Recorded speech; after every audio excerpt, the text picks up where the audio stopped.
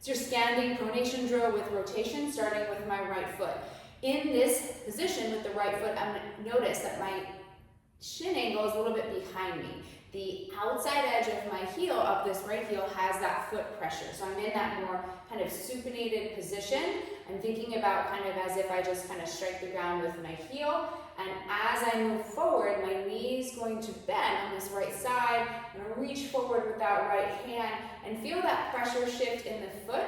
Shift from that outside edge of the heel to more of that inside edge of the heel towards moving across the foot towards that big toe mound. So I'm going to feel that arch sort of splay and lengthen into the ground as I feel that pressure shift towards the big toe. I want to make sure that my heel stays heavy in this position. I don't lose the heel. And I'm also not gripping with my toes. So I'm allowing that shift towards the big toe mound with the foot. You can place a sock or a mini band underneath the arch to help. You'll notice with the back foot, I'm not up, my heel is grounded, and as I rotate, it's like my back foot is kind of spinning out a little bit. This leg is turning out almost. So as I come forward, I reach. We're moving really slow as I feel that shift in pressure through my foot towards my big toe mound. My chest stays lifted, and then as I come back, I slowly bring that shin back as I find that outside edge of the heel.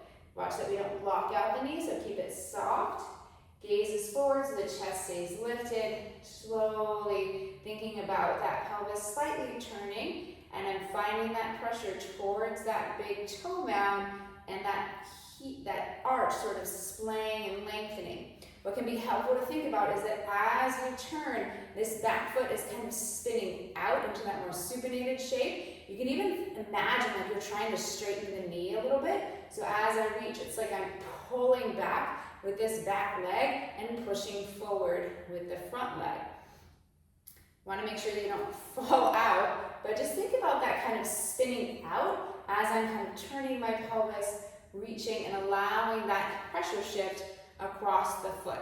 You can place a mini band or a sock underneath the arch if you want to have that sensation of kind of pressing into something. So once again, outside lateral heel as I come forward.